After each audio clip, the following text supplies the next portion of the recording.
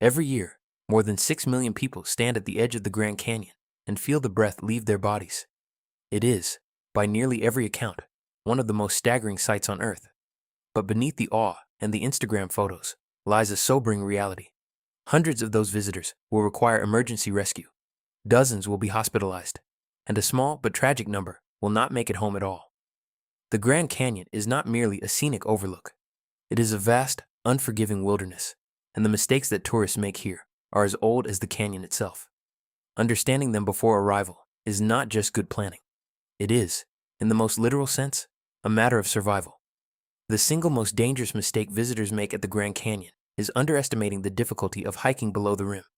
From the top, the trails look deceptively inviting. The descent is easy, almost effortless. Gravity does the work, and the scenery is magnificent. But the Grand Canyon plays a cruel trick on the unprepared.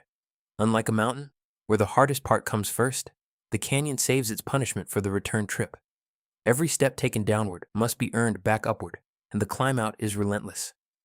The Bright Angel Trail, one of the park's most popular routes, drops nearly 4,500 feet over roughly 9.5 miles to the Colorado River. Rangers estimate that hiking out takes roughly twice as long as hiking in, and it is on the ascent that most emergencies occur. Exhausted hikers collapse on switchbacks, their legs failing, their water long since gone. Each summer, park helicopters extract visitors who were certain they could handle the trail. Many of them were fit, experienced hikers who simply did not respect the unique geometry of canyon hiking. The National Park Service is blunt in its guidance. Do not attempt to hike to the river and back in a single day. It is a warning that hundreds of visitors choose to ignore every season, and many of them pay dearly for that decision. Then, there is the heat, the silent and patient predator of the Grand Canyon. Visitors arrive from cooler climates and simply cannot fathom what desert temperatures do to the human body. At the canyon's rim, summer temperatures regularly reach the high 80s and low 90s in Fahrenheit. But down on the canyon floor, temperatures routinely soar past 115 degrees. The rock walls radiate stored heat like an oven, and there is virtually no shade on many sections of the inner canyon trails. The air is so dry that sweat evaporates almost instantly, robbing hikers of the visible warning sign that they are losing fluids at a dangerous rate. People feel dry, not drenched, and they mistakenly believe they are handling the heat just fine. By the time symptoms of heat exhaustion appear, the confusion, the nausea, the dizziness, the situation has already become an emergency. In the summer of 2016, a 35-year-old woman in good physical condition died of heat exposure after running out of water on the South Kaibab Trail. She'd set out in the late morning, one of the most perilous times to begin a descent. Her story is not unique.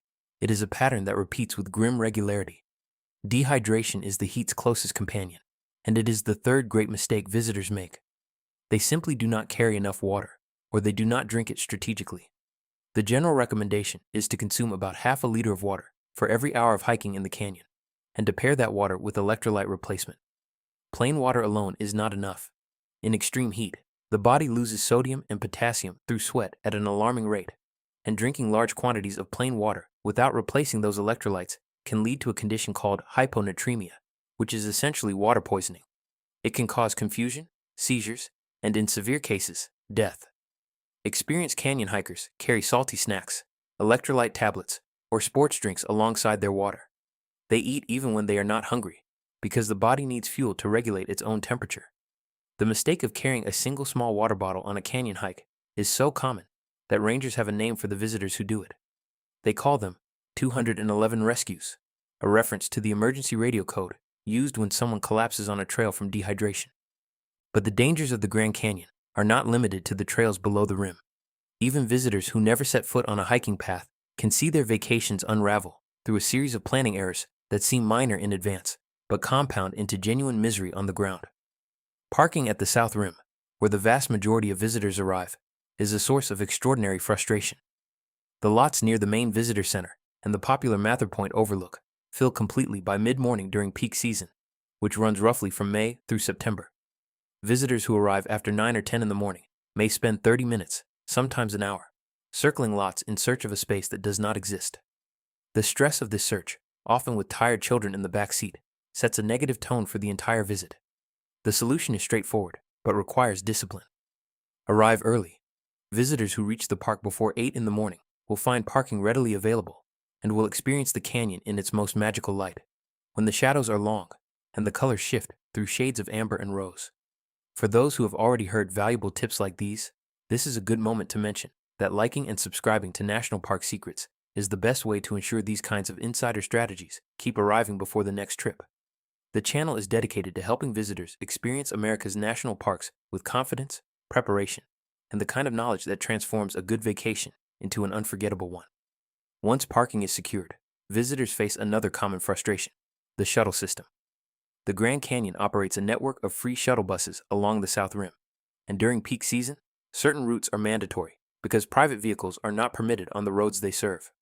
Hermit Road, which leads to some of the canyon's most spectacular western viewpoints, is closed to private cars from March through November. The shuttles that serve this route can become extremely crowded, and wait times at popular stops can stretch to 30 or 40 minutes. Visitors who have not studied the shuttle map in advance often board the wrong bus, ride in the wrong direction, or waste precious hours waiting at congested stops when a short walk to an adjacent stop would have cut their wait in half. The key is to understand the shuttle system before arriving. Maps and schedules are available on the park's official website, and spending 15 minutes studying them the night before a visit can save hours of confusion and frustration. Another critical planning error involves lodging. The Grand Canyon's South Rim has a limited number of hotel rooms and lodge accommodations, and they book up months in advance, sometimes as much as a year ahead for the most desirable options, like the historic El Tovar Hotel, which sits directly on the rim. Visitors who assume they can find a room upon arrival are frequently forced to stay in Tucson, the small gateway community just outside the park, or even as far away as Williams or Flagstaff, adding an hour or more of driving each way. For those planning to camp, the Mather Campground is the primary option on the South Rim, and reservations there also fill quickly. Showing up without a booking during peak season is a gamble that rarely pays off. Then, there's the mistake of trying to see too much in too little time. The Grand Canyon is not a single viewpoint. It is a 277-mile-long chasm with distinct regions, each offering a different character and experience. The South Rim and the North Rim are separated by a drive of over 4 hours, despite being only 10 miles apart as the crow flies. Visitors who try to see both rims in a single day spend most of their time in a car. Those who try to see every overlook on the South Rim in a few hours end up rushing from stop to stop, snapping photographs through bus windows, and never truly absorbing the scale and silence of what lies before them. The Grand Canyon rewards patience. It rewards the visitor who sits at a single overlook for 30 minutes and watches the light change. It rewards the person who walks a quiet section of the rim trail in the early morning with nothing but the sound of ravens and wind for company. Seasonal timing is another area where poor planning leads to disappointment. The North Rim, which offers a dramatically different perspective and far fewer crowds, is only open from mid-May to mid-October.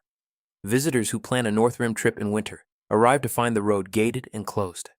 Even on the South Rim, winter brings its own challenges, including icy trails, shorter daylight hours, and occasional road closures due to snow. Conversely, visiting in July and August means contending with the Arizona monsoon season, when sudden, violent thunderstorms can roll in during the afternoon, bringing lightning to exposed rim areas and flash flood risks to narrow side canyons. The final and perhaps most subtle mistake is one of attitude. Many visitors treat the Grand Canyon as a checkbox, a place to stop for an hour on a larger road trip, snap a selfie, and move on. They arrive, glance over the edge, declare it impressive, and leave without ever feeling the true weight of the place. The Grand Canyon is nearly 2 billion years of Earth's history laid bare in stone. The oldest rocks at its base were formed when life on this planet was nothing more than single-celled organisms floating in ancient seas. To stand on the rim and understand, even faintly, the incomprehensible stretch of time on display is to experience something that no photograph and no social media post can capture. The visitors who leave most fulfilled are those who gave the canyon time, who came prepared, who respected its dangers, and who allowed themselves to simply stand in silence and look. For those who want to make every national park visit this informed and this rewarding, subscribing to National Park Secrets is the single best step to take. Hit the like button, subscribe, and turn on notifications so that the next trip, wherever it may lead, begins with the knowledge that makes all the difference. The Grand Canyon is not going anywhere. It has been waiting for 6 million years. The least any visitor can do is arrive ready to meet it on its terms.